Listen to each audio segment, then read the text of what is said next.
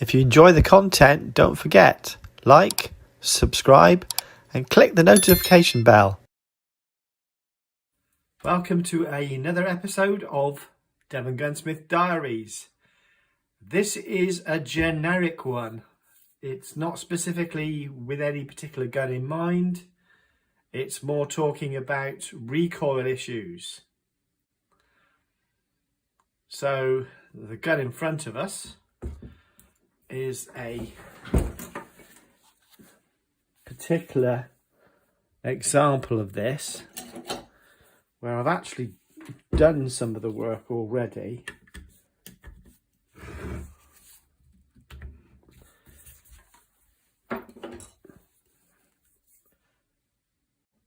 The response to felt recoil or perceived recoil, mainly in 12-bore shotguns. The method that I used here was to place a big old piece of lead in the back, in the cavity. As you see in this cavity, the cavity is too big to be easily taken care of, and a recoil pad. This takes care of a number of things. It balances the gun out, because a lot of guns have a massive cavity which slightly unbalances the gun. Big old heavy barrels, and in this case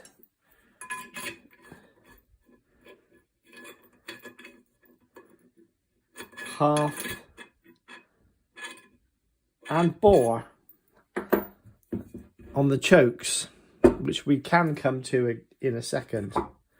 This is one of them. So the response there was to put one of my cast 4-ounce pieces of lead, and because there's no cavity that I would normally drill with a Forstner bit, such as this one, I've had to put a diagonal screw in and fix it in place to the side of the walls, so it doesn't rattle about in this big old cavity. That's the first example. An amusing thing that happened was I got a text from the customer. The screw had failed. Epic fail. Okay, the solution was a lot easier. Dig out the screw and drill alongside it. Right, screwing back the recoil pad back on. One of the other methods is to reduce the pitch on the toe, which can protect and reduce the cheek slap, as well as some of the recoil. Recoil pads do the same thing too. So chokes will help, especially with the standard steel that we're going into now.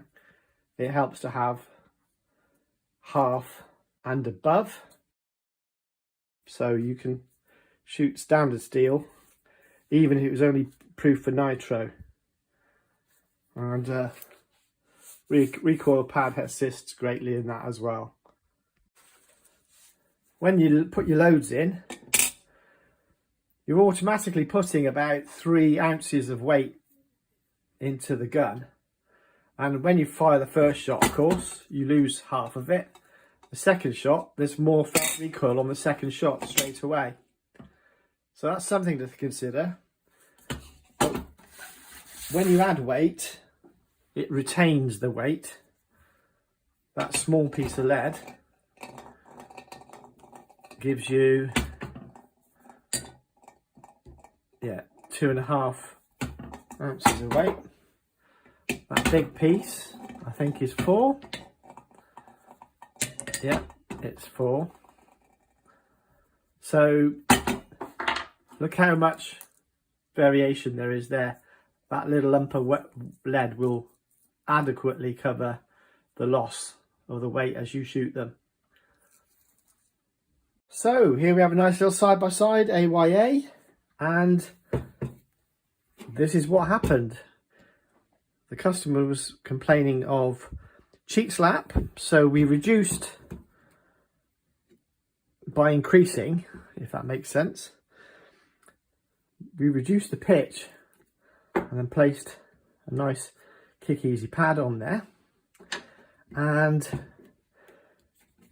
because it's a side by side, it's a lot lighter than a over under. What we're going to do is, with a forwards and a bit, we're going to drill a cavity into the back for him and put an appropriate amount of weight, which we will decide as we do the gun fit. So we're going to press on to that. We'll give you snippets from that.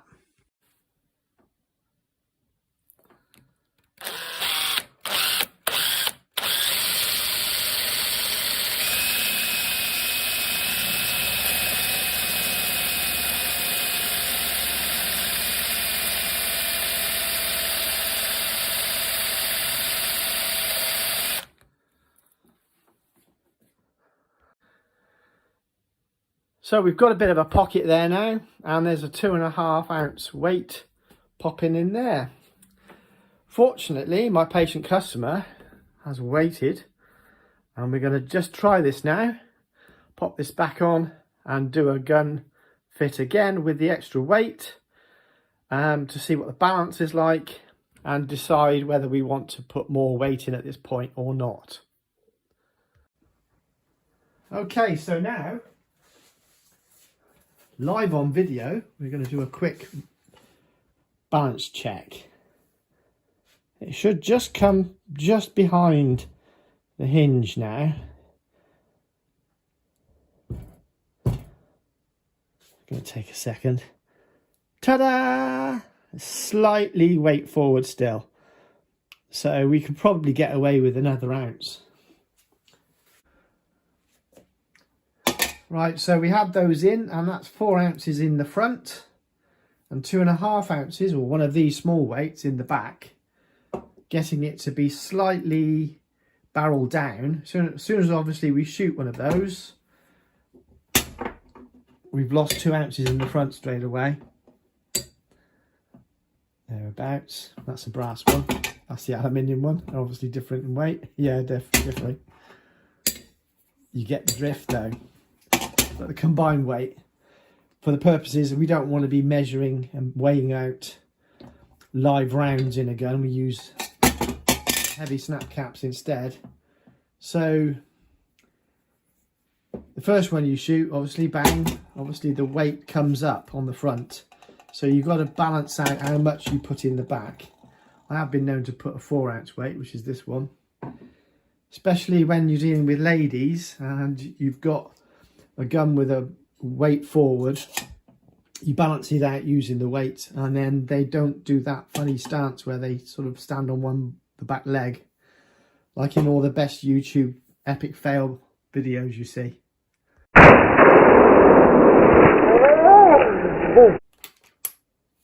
2.5 ounces in the back. Let's just see what we get. It's slightly forward, as you can see, but it does balance pretty well just behind. There you go. Oops, slightly off. Yeah, there's the hinge, just slightly behind the hinge with all that weight in. Other ways to reduce perceived recoil issues. If you cut down a cartridge, you can keep the shot in the wad in the front end of the cartridge and use that as a makeshift recoil system. Obviously here I'm removing it to put one of my lead systems in. Okay, so in my workshop, here's a load of different sized ballast weights that I've made up in the past. This one happens to be 3 ounce, and it will pop in there quite comfortably. So with a little bit of packing and wadding just to hold it in there, we can maintain the 3 ounce counterweight my customer actually finds beneficial. So on the Caesar Guarini, they use a sprung recoil system which sits in the back into a little pocket. Much the same as the weights. Really, I mean, that's heavier than what's in there. With a little bit of a suspension on it to give you a little bit of a difference. But again, a nice gun. Same approach, essentially the weight in the back creating some inertia with the suspension system that they've got there, allowing the absorption of the recoil. Progressive Comfort recoil system back in.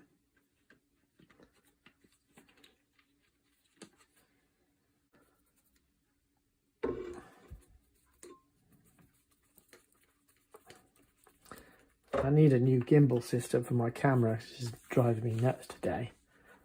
I don't know why it is, but it just is. Maybe I'm just not feeling it today. That does happen, you know, guys. Sometimes you start a video and go, oh, I haven't the energy today. I just want to get the job done. It's probably quicker to do the job without the camera, in fairness. Right, so anyway, waffle completed. Progressive Comfort recoil adapter fitted, and then you see these little grub screws just drop that recoil pad, which could do with replacing.